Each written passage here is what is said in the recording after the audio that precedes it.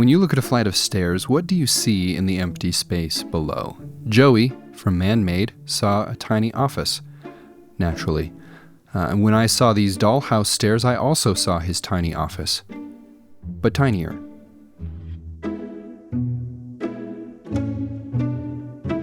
I wanted this project to fit in a nice enclosed package that I could send to Joey, and the shadow box was just about the perfect fit. It actually was the perfect fit for the stairs by 2 dimensions, which was pretty satisfying, but unfortunately the stairs were a tad too deep, which meant I was going to have to trim them down a little bit. I grabbed my pencil and marked about 1/4 inch in on either end, and I took that over to my bandsaw and I did some slicing. As nice as it was that the stairs fit perfectly inside the frame, end to end, that didn't allow for the office to sit centered within the frame. So I also cut off the top 2 steps. And what that means is that the steps and elements of the diorama will disappear into the top of the frame, but the office will be centered and the proper scale. The next step was to build out the frame of the wall, and for that I'm going to be using some wooden strips. I started by simply lengthening the 4 corners to keep it where it needed to be, before reinforcing that with additional beams. After the stairs had been made a little bit stronger, I threw some dollhouse slatted wall boards around the outside facing the interior of the office, which I will paint black later, just like the wall boards seen in Joey's video. And speaking of Joey's video, in case you haven't seen any of my other videos in this series, I've been looking for cool projects made by other YouTubers that would be fun to see miniaturized, and then hopefully gift to them so we can become friends. The project I'm working on right now is from a creator named Joey. His channel is Man-Made. I'd be surprised if you haven't seen the thumbnail for that video, but if you haven't watched it, definitely worth watching. I'd highly recommend. Once the walls were up, it was time to create the floor, which in Joey's build can slide in and out to make it easier to get in and out of the office. But because this thing is going to be behind glass, I decided to make it static. I also, of course, made the chair, which is attached to the floor, that can recline to a more comfortable angle. Just like my sliding floor, this chair is not going to move. But just in case any 1 to 12 scale humans ever want to try sitting in this chair, I did recreate some nice soft cushions from pink XPS foam. I sliced that up into little strips that looked like bubblegum until I had enough to cover the whole chair, and then I chamfered the edges and rounded them with an emery board. And once they looked comfortable enough to sit on, I put a small piece of basswood trim between each of the cushions.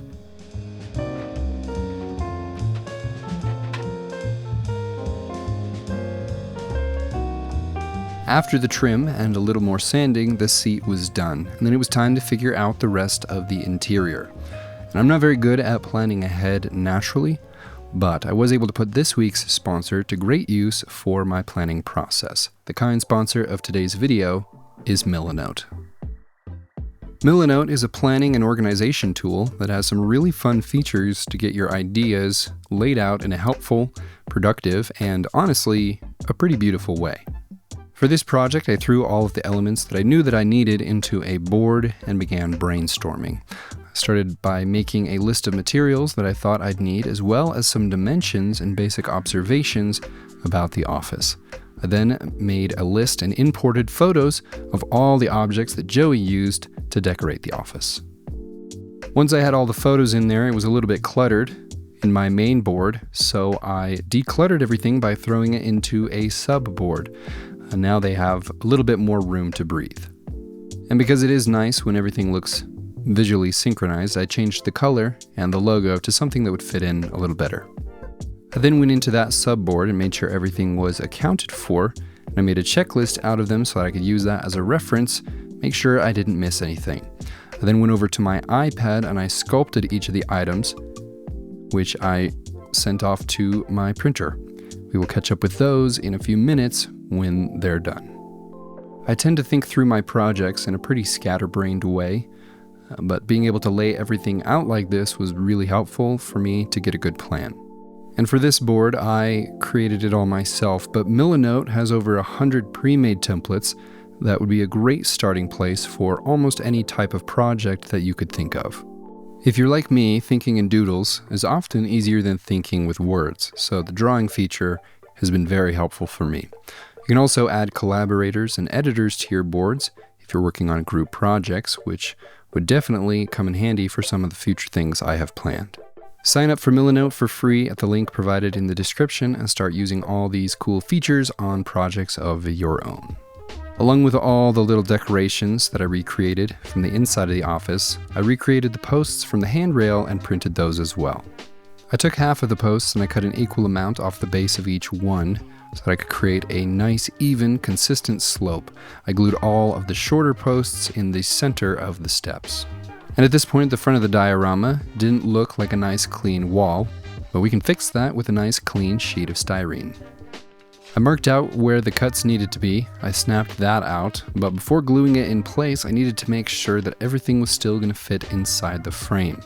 The railings obviously needed to be trimmed a little bit, but that was no problem. I cut the handrail on either end to match the side and the top of the box, and then began gluing the wall and trim elements in place, along with a back wall that goes up the stairs. I used the offcut of styrene that I took away to reveal the interior of the office for this. I was really glad that nothing got wasted. And once that was glued on, we had an almost complete build out. Originally, I was going to put a door on this thing made from a wedge of acrylic, but then I remembered that it will be sitting behind glass and will create some weird reflections from the light within. And speaking of the light within, it was time to figure that out. In his office, there are 2 shelves with lighting underneath, and I didn't have any 1:12 scale LED tape, but I figured that a slit in the back underneath the shelves and a little bit of creativity could mimic the same look. After installing the shelves and while I still had my electric tools out, I decided to prep the frame as well.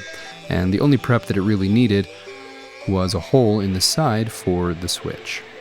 And after vacuuming, I did take the glass off camera and clean it so it had no more fingerprints or dust. By this point, all of the decorations had finished printing, and it was time to paint. I threw all the internal elements on a painting handle, quite ungracefully, using some painter's tape, which I also used to mask off everything on the diorama that I did not want to be primed black. Once the taping was done, I broke out my airbrush and I primed away. And while I do my painting, I'd like to give a huge shout out to all of my patrons.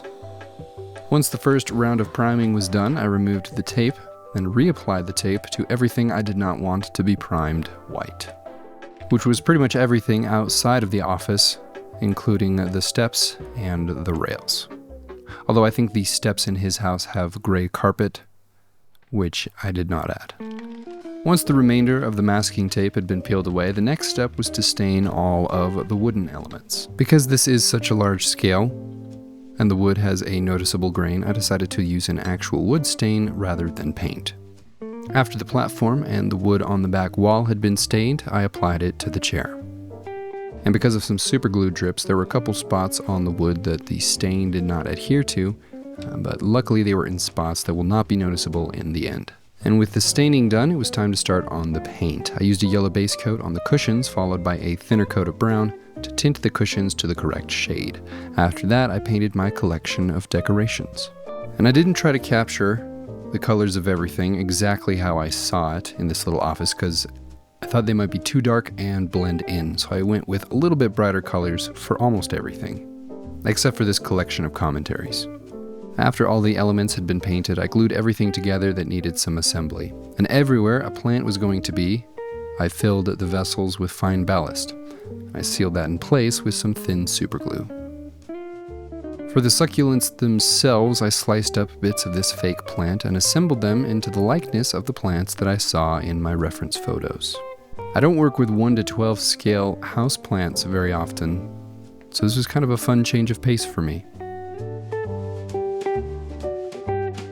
After the plants, the office decorations were done and accounted for, except for one element which I made off camera, which might be my favorite. And that is this little brass sconce with a nice round Edison bulb. While looking at photos of this office, this little light really helps the whole thing pop. I marked out and drilled a hole in the back where the wires will pass through, and then I wired up my mini flexible LED filament. And I'm really happy with my little scratch-made sconce, but the secret ingredient to make this thing look the part is the flexible LED filament. After a wire had been soldered onto either end, I protected the connections with some heat shrink. With my Edison bulb done, I pulled the wires back through the wall, and then it was time to move on to the other lights on this diorama. One of which is located in the small box with the plants in it. I had to move the box a little closer to the left wall because of the spacing of everything, but I think it's still passable. And finally, it was time for the light strips. I ran out of long LED filaments, so I had to string together a few smaller ones to cover the length of the slits, but that only took me a few minutes. I used clear heat shrink to hold everything together, as well as be something that glue would actually adhere to. With all of the lights in place, the last thing to do was to install a battery housing, which will be accessible later on because the back of this thing is only held on by those tabs. And then it was finally time to fill in all the decorations. I did miss one important thing from the office, which you may have noticed, and that's the monitor and keyboard.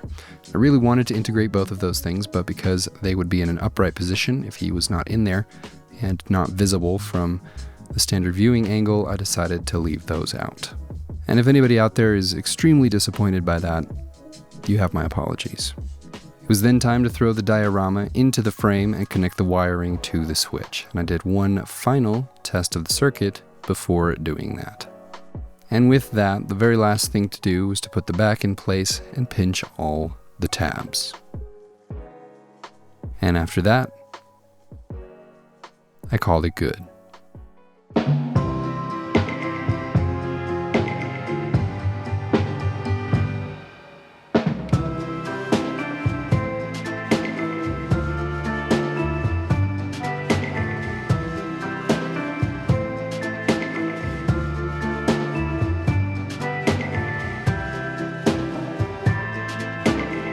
And that is it for this video. Thank you all so much for watching. Hope you enjoyed. Thank you to Joey from Man-Made for making inspiring content. If you'd like this diorama, please reach out.